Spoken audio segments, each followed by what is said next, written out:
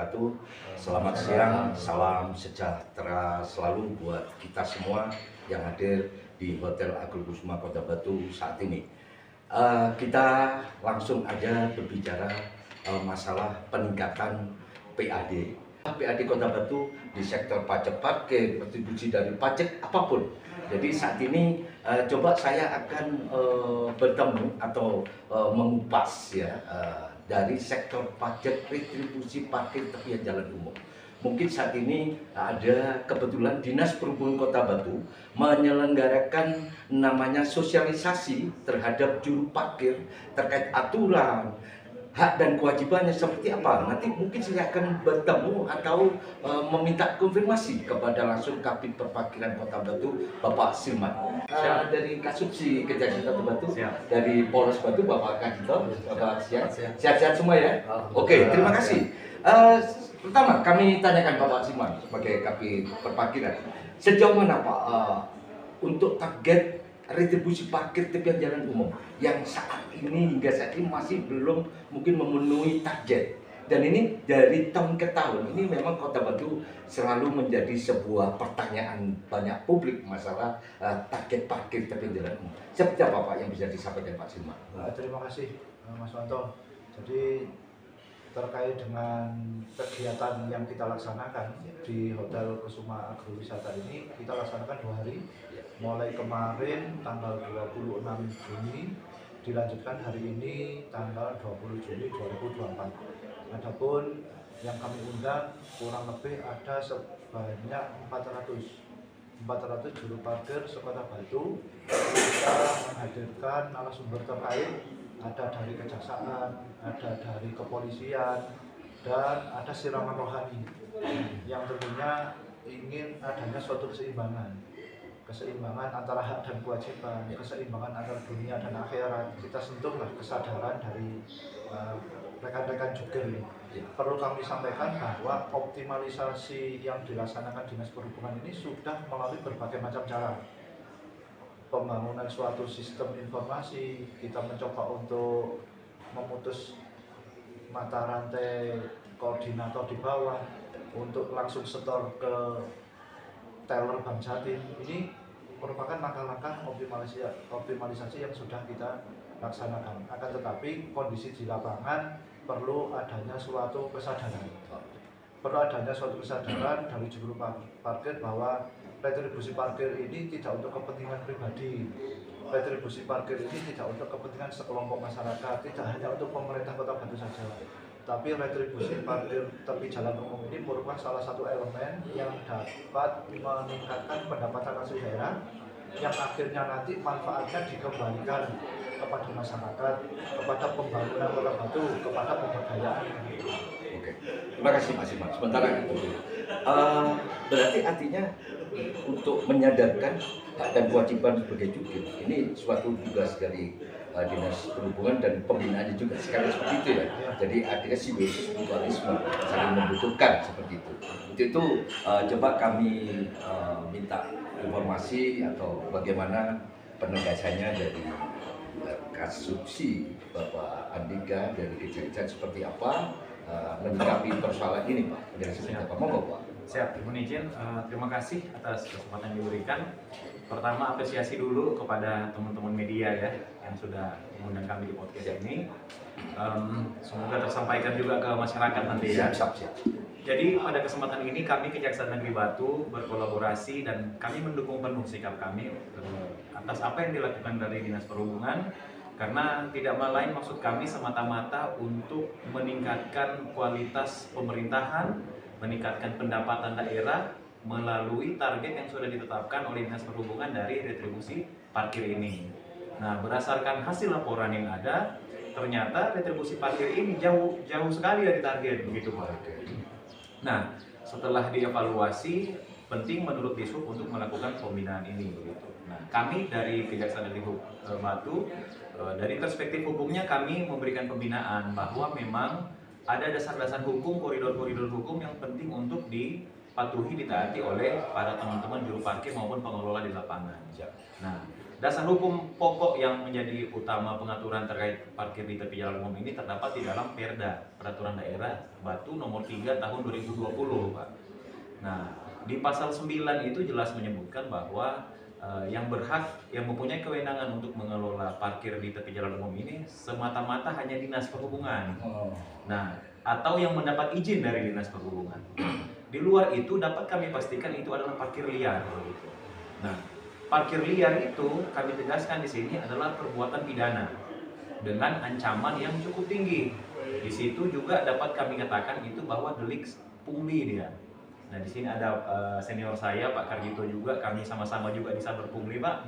Nah, ketika kami menemukan aktivitas itu, ketika kami mendapati itu, maka ancaman hukuman pidananya 9 tahun, Pak. Jadi bukan suatu ancaman pidana yang remeh begitu. Nah, penting untuk kami sebelum menindaki itu, kami melakukan pembinaan ini agar masyarakat dan teman-teman juru parkir juga tahu di mana semboyannya adalah kenali hukum, maka jauhi hukumannya. Nah, selain itu, teknisnya di lapangan itu ada beberapa ketentuan hukum. Misalnya di pasal 17, pasal 18, pasal 19 itu ada tata tertib yang harus diikuti, ada syarat-syaratnya untuk pelaksanaan juru parkir itu gitu. Nah, apabila terkait dengan hal itu tidak dipatuhi, maka ada konsekuensi, Pak, ada sanksinya. Nah, sanksinya itu terhadap orang itu diatur di dalam pasal 47. Iya, pasal 47 pidana. Nah, ayat 1 dan ayat 2 ada di situ. Sederhananya adalah kalau teman-teman juru parkir ini tidak mempunyai izin dan melakukan hal-hal yang dilarang di dalam pengelolaan parkir itu, maka ada konsekuensi, bukan hanya konsekuensi teguran saja, tetapi ada pidananya. Nah, dalam upaya untuk membangun kesadaran itu, maka dilakukanlah kegiatan ini seperti itu, sehingga tidak ada lagi, atau minimal kami sudah berupaya untuk menyampaikan kepada masyarakat bahwa parkir ini ada aturan mainnya, tidak serta-merta preman meminta uang seperti itu. Nah, tidak serta-merta semua orang itu dapat menjadi juru parkir, karena juru parkir itu ada kartu tanda anggotanya. Ada syarat agar dia diterima menjadi juru parkir. Jadi tidak semua orang dapat nongkrong di pinggir jalan, tiba-tiba datang minta duit ke pengguna parkir seperti itu. Ada ketentuan. Nah, mungkin itu dari saya, nanti kita makan. Siap. Terima kasih Bapak Adhika dari Kejaksaan Negeri Kota Batu.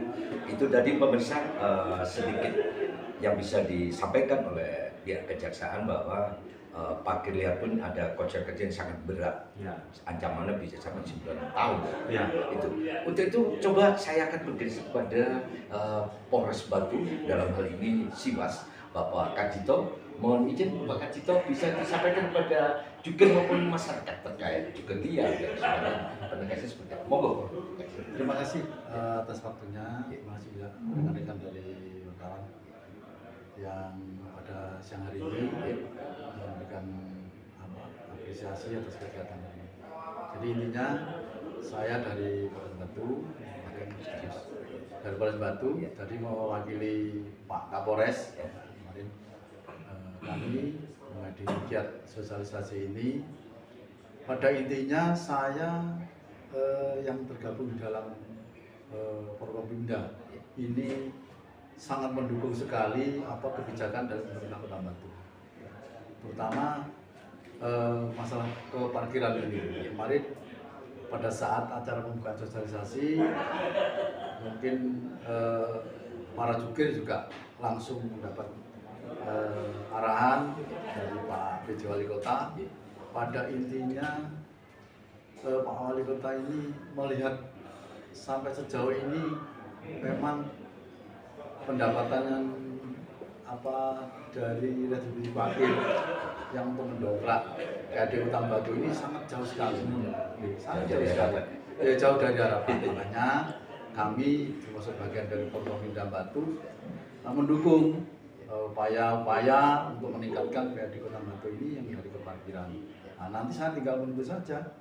Kalau mungkin upaya pembinaan ini tidak ada pergerakan, tidak ada peningkatan, ya mungkin kemarin Pak Wali Kota sudah akan melakukan langkah yang terakhir, mungkin koordinasi ya, dengan Forkopimda, apalagi Kota Batu juga punya Saberbuli, satgasnya ada, yang ketua OPP-nya dijabat Pak Wakapolres, ini juga nanti akan ya mengikuti. Berjalan, Nah, bisa kita turun turun di nanti. lokasi. Nah, betul, rekapitulasi intinya mendukung apa kebijakan pemerintah Kota Batu. Jadi intinya gitu. Makanya tadi sudah dijelaskan oleh Pak Andika, memang ada aturannya. Jadi enggak sembarangan orang bisa gitu. Apalagi ini Batu termasuk kan ikonnya kota wisata Batu. Makanya orang luar sampai menyoroti ke sini. Itu apa, Batu itu potensial luar biasa sekali, tapi kok pendapatannya kok jauh dari target yang begitu. Jadi intinya kami dari kepolisian sangat mendukung apa kebijakan yang disampaikan oleh Pak Wali Kota, pemerintah Kota Batu. Jadi intinya gitu aja. Mungkin dari kami mengikuti dan menyampaikan pada rekan-rekan setelah sosialisasi ini, ya karena ini sudah komitmen, ya mari kita laksanakan bersama-sama. Bicarakan dengan Harus ada ada kerjasama, tidak hanya dari dinasnya aja, dari Desub yang ngotot, tidak. Ini harus sama-sama. Dan nanti hasilnya pun juga dikembalikan lagi untuk kesejahteraan masyarakat Kota Batu. Itu poinnya itu aja. Oke. Terima kasih. Itu mungkin yang dapat kami sampaikan. Terima kasih Pak Kajito dari Siwas Polres Kota Batu. Mungkin ada tambahan dari Disub sudah. Oke, pemirsa, coba kami rangkai lagi dengan hadirnya aparat dari Kejaksaan, Polres, dan dari Dinas Dihub Kota Batu. Ini merupakan sosialisasi yang mungkin terakhir Pak ya, mungkin terakhir. Artinya pembinaan terhadap jukir. Jukir ini merupakan salah satu pekerjaan yang sangat mulia sekali, menjaga harta dan menjaga aset orang. Dan jangan dibilang jukir ini ada pekerjaan yang sangat remeh. Untuk itu jukir merupakan salah satu pilar atau mitra kerja Pemkot Batu, bisa menambahkan PAD, bisa mengamankan barang orang. Ini harus pemerintah lebih memperhatikan jukir dan bagaimana sistemnya jukir agar tidak terlibat dari hal-hal yang berbau dengan hukum.